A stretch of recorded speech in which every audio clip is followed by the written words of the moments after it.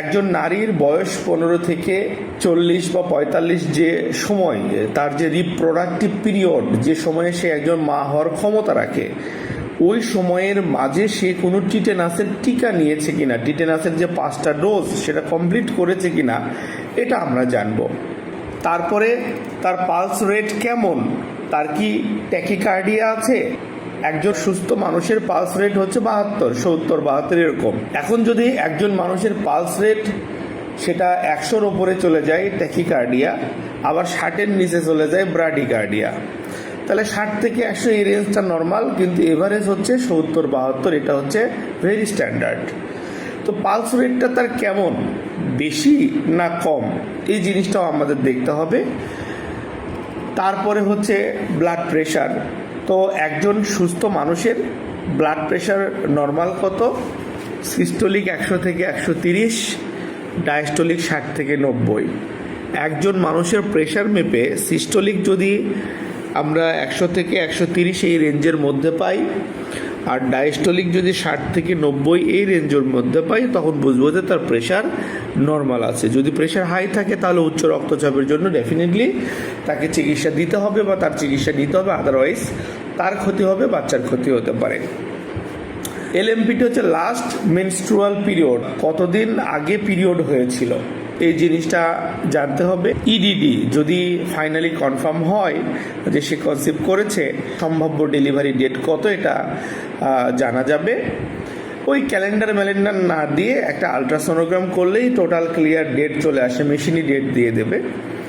Investigation at first visit, কি কি investigation বা পরীক্ষা নিরীক্ষা তার জন্য প্রয়োজন। Number 1, blood grouping and RH typing, মানে যেটাই হোক না কেন গ্রুপ, সেটা নেগেটিভ না পজিটিভ।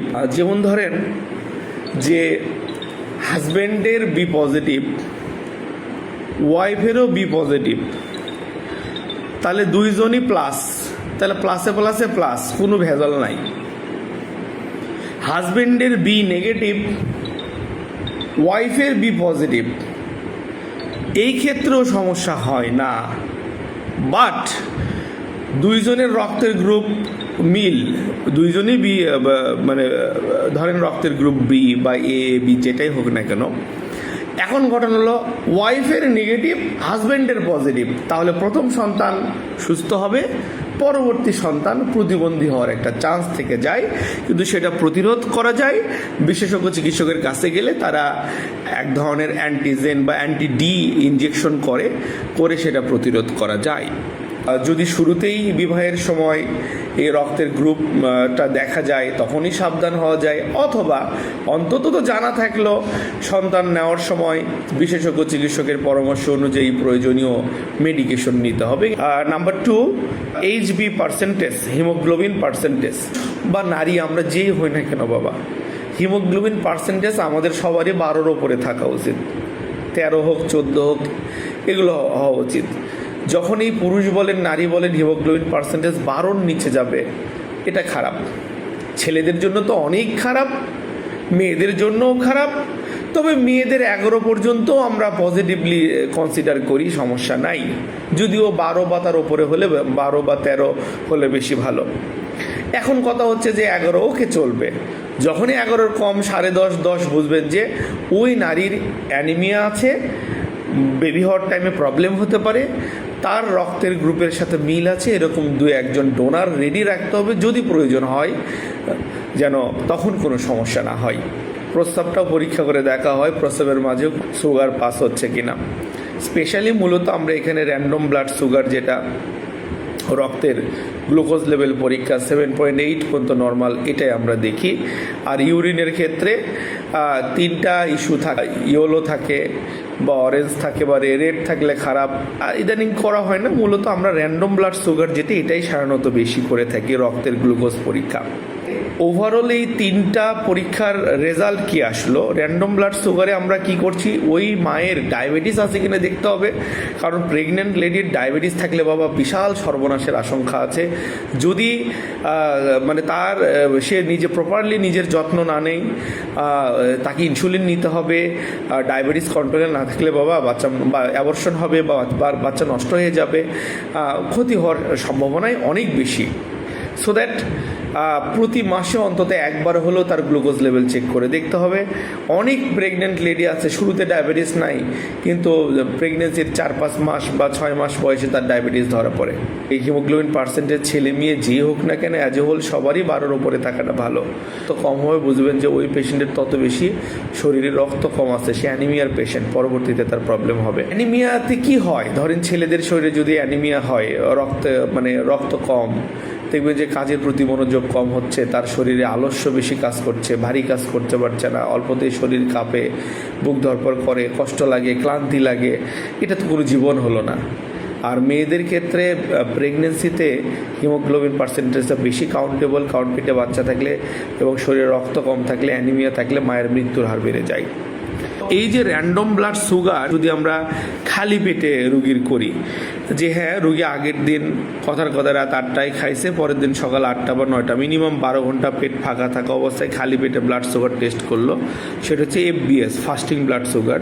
তারপরে নাস্তা করার ঠিক 2 ঘন্টা পরে যে টেস্ট করব সেটা হচ্ছে পোস্ট প্রান্ডিয়াল ব্লাড সুগার, PPBS, মানে পোস্ট প্রান্ডিয়াল ব্লাড সুগার। সে রেশিওগুলো দেওয়া আছে দেখেন, ফাস্টিং ব্লাড সুগার 3.5 থেকে 5.5, আর পোস্ট প্রান্ডিয়াল ব্লাড সুগার 7.8, এটা হচ্ছে নর্মাল রেঞ্জ এগুলো। আর যদি 11.1 বা তার বেশি হয় ডায়াবেটিস, তারপরে HbS-Ag, hepatitis B surface antigen test, তার জন্ডিস বা রিলেটেড বা লিভারে কোনো সমস্যা আছে কিনা এটা জানা যায়। তারপরে হচ্ছে আল্ট্রাসোনোগ্রাম বা USG অফ প্রেগনেন্সি প্রোফাইল বা PP। তো এই আল্ট্রাসোনোগ্রাম করলেই মোটামুটি সে এক্স্যাক্টলি কনসেপ্ট করেছে কিনা, কবে থেকে কনসেপ্ট করেছে, বাচ্চার কন্ডিশন কি, বাচ্চা সুস্থ আছে কিনা, সম্ভাব্য ডেলিভারি ডেট কত, এভরিথিং এই আল্ট্রাসোনোগ্রামে বের হয়ে আসবে। একজন নারী সে বয়স 15 থেকে 40 বা 45 বা বয়স 15-র পরে কখনো সে টিটেনাসের ফুল কোর্স কমপ্লিট করেছে কিনা, ফুল না করলে 1-2টা ডোজ নিয়েছে তাহলেও প্রেগনেন্সিতে আবার নিতে হবে, আর না নিলেও নিতে হবে। আর যদি 2-1টা ডোজ নিয়েছে ফুল ডোজ করেনি তাহলেও নিতে হবে, আর যদি ফুল ডোজ করে থাকে তাহলে রাখবে না।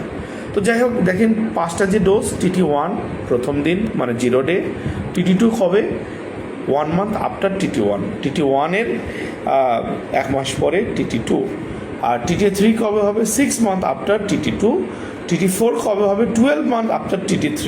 এই TT3 দেওয়ার 12 মাস পর বা 1 বছর পর TT4, আবার TT4 দেওয়ার আবার 12 মান্থ আফটার, মানে 1 বছর পর আবার TT5।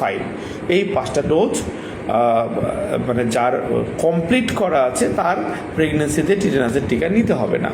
আর যার করা নাই, করেনি বা করছে, আংশিক করছে, পুরোপুরি করেনি, সে অবশ্যই মানে টিটেনাসের 2টা ডোজ নেবে। কখন দেখেন 15 বছরের পরে সে কখনো টিটেনাস নেয়নি, ফুল কোর্স কমপ্লিট করেনি, বা নিচে 2-3টা ডোজ নিচে পুরোপুরি নেয়নি। তো যাই হোক, তাহলে তাকে আমরা 2টা ডোজ দেবো। কীভাবে?